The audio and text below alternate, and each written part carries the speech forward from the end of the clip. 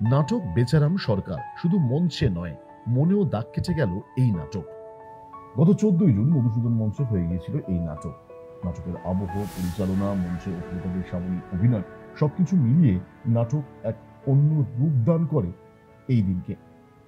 এদিন যারা মধুসূদন মঞ্চেই নাটক দেখতে আসেন সেই দর্শকরাও নাটকের ভূয়সী প্রশংসা করেন। নাটকের নির্দেশনা দিয়েছেন পুলক রায়, যিনি একই সঙ্গে মঞ্চ, আলো, পোশাক এবং সম্পাদনার দায়িত্ব সামলেছেন। প্রতিটি দৃশ্যের বিন্যাস, সংলাপ সংযম, নাট্যগতি, কল্পনার প্রয়োগে স্পষ্ট ছিল, যা দেখে স্পষ্ট বোঝা যায় যে নির্দেশকের কাজ একেবারে পরিণত এবং নিখুঁত। আসুন এবার নাটকের মূল গল্প সম্পর্কে দু এক কথা বলি। নাটকটির কাহিনীর কেন্দ্রবিন্দুতে রয়েছে এক অতি সাদামাটা এবং মধ্যবিত্ত পরিবারের একজন মানুষ, বেচারাম সরকার। পেশায় যিনি একজন মুদিখানার মালিক। বর্তমানের ব্যয়বহুল জীবনযাপনের মধ্যে দিয়ে কঠিন পরিশ্রম করেও সংসার চালাতে হিমশিম খাচ্ছিল সে। ঠিক এই সময় তার জীবনে আবির্ভাব হয় স্কুল জীবনে এক বন্ধু, যে অত্যন্ত ধুরন্ধর ব্যবসায়ী, যে মোটেও বেচারামকে নিজের বন্ধু বলে মনে করে না। সে নিজের ধান্দায় বেচারামকে স্বপ্ন দেখায় সহজে রাজকীয় জীবনযাপনে। আর এরপর কি হলো তা জানতে হলে নাটকটির পরবর্তী প্রোডাকশন আপনাদেরকে দেখতেই হবে।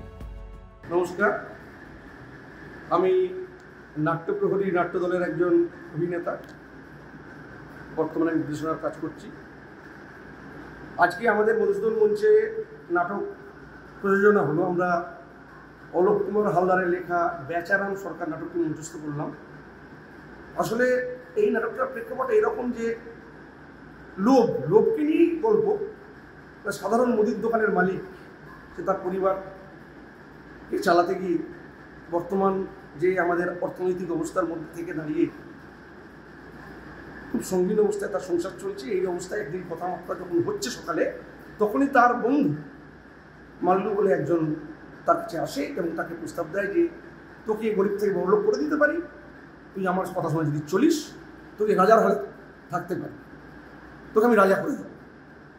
তো এই যে রাজা করে দেবো, প্রত্যেক মধ্যবিত্তের মধ্যেই তো একটা আমাদের আশা থাকে, স্বপ্ন থাকে যে সত্যি আমি যা অবস্থায় আছি যদি এর থেকে আরেকটু ভালো আমি অবস্থায় যেতে পারি। কিন্তু আমরা হয়তো বুঝতে পারি না যে এই অবস্থানকে বদলাতে গিয়ে আমরা আরো কতটা অতলে তলিয়ে যেতে পারি, ভাবি না। তো ঠিক এই ঘটনা তাই এখানে ঘটেছে যে বন্ধুকে বিশ্বাস করেছে, করে রাজা হয়েছে, সমস্ত পরিবারকে প্রজা হিসেবে দেখে ছেলেদেরকে জেলে পুরে দিয়েছে, মারধর করেছে, সমস্ত সম্পত্তি বেচেছে, এমনকি শেষ অবস্থায় সে বাড়ির খিলটাও বেচে দিয়েছে, দরজা। এই সমস্ত কিছু কিনে নেওয়ার পর ওর বন্ধু ওকে ওর বাড়ি থেকে তাড়িয়ে দিয়ে নিজেকেই বলে যে আমি এ বাড়ির মালিক। তখন আর তার কিছু ফেরার পথ নেই, সে তখন হুতাশ করে। এই মূলত গল্প, এটাকে নিয়েই আমরা লোকটাকে এগিয়েছি যে আসলে মানুষ যদি লোভে পড়ে যায়, তখন তাকে বারণ করা সত্ত্বেও সে বুঝতে পারে না যে আমি ঠিক করছি না ভুল করছি। এই যে পরিস্থিতির শিকার সে হয়ে গেল, এইভাবেই সে অতলে তলিয়ে গেল।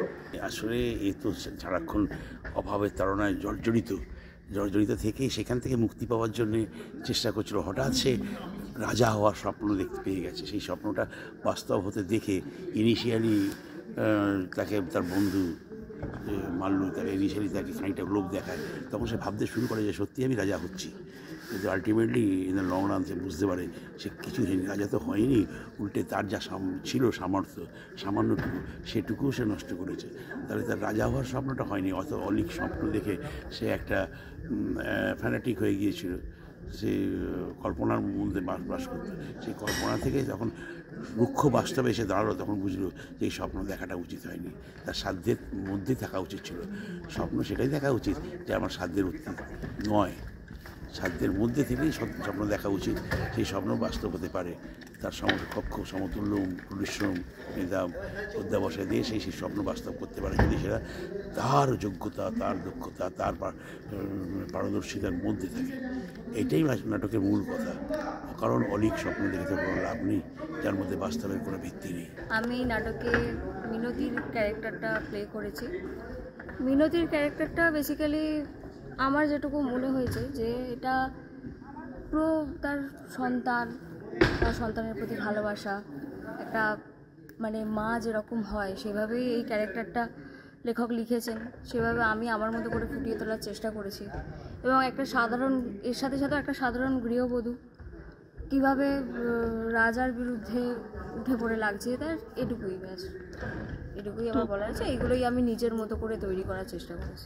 নমস্কার, আমরা আজ মধুসূদন মঞ্চে আমাদের নাট্যপ্রহরীর পক্ষ থেকে একটি নতুন নাটক অভিনয় করলাম, বেচারাম সরকার।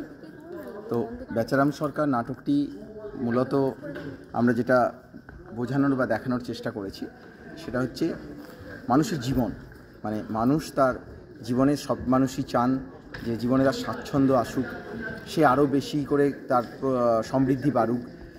এই কাজটা করতে গিয়ে কখনো কখনো কিছু মানুষের দ্বারা তারা প্রলুব্ধ হয়, তাদের কথায় ভুল বোঝে এবং তাদের কথায় চালিত হয়ে গিয়ে একটা সময় আসে যখন দেখা যায় যে সে তার সব কিছুই, মানে বাড়ানোর জায়গায় সে সব কিছু হারিয়ে ফেলেছে।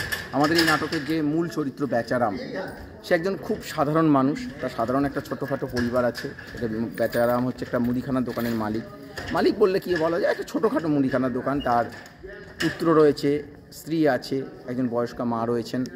তো তাদের ভালো রাখার স্বপ্ন তার যেমন আছে, তার সেরকম আরও ভালো কিছু হোক এই আশায় থাকতে থাকতে হঠাৎ করে তার জীবনে তার বন্ধু আসেন।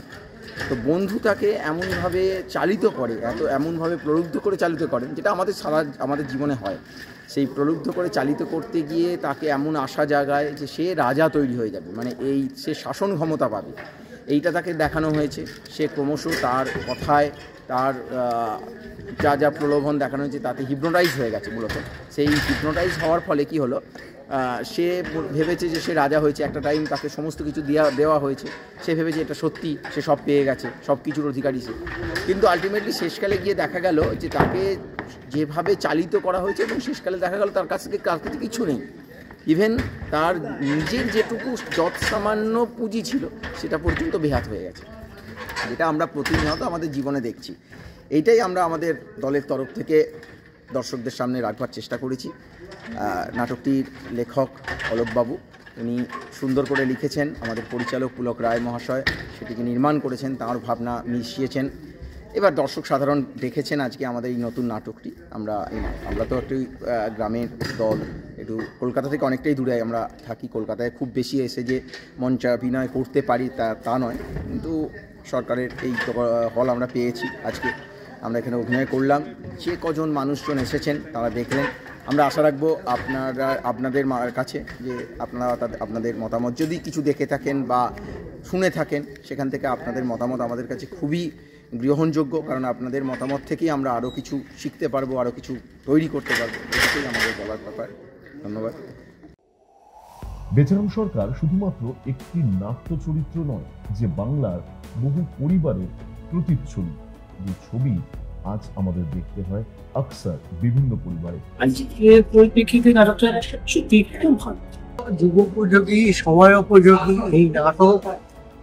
অপূর্ব অভিনয়, কোনো জায়গায় কোনো রকম ল্যাপস হয়নি।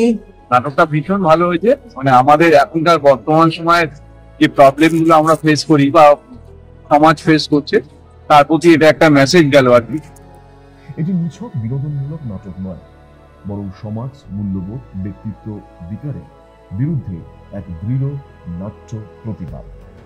এই নাটক শুধু মঞ্চে নয়, মনেও দাগ কেটে গেছে, তা বলাই বাহুল্য। ব্যুরো রিপোর্ট, দিশা শক্তি নিউজ।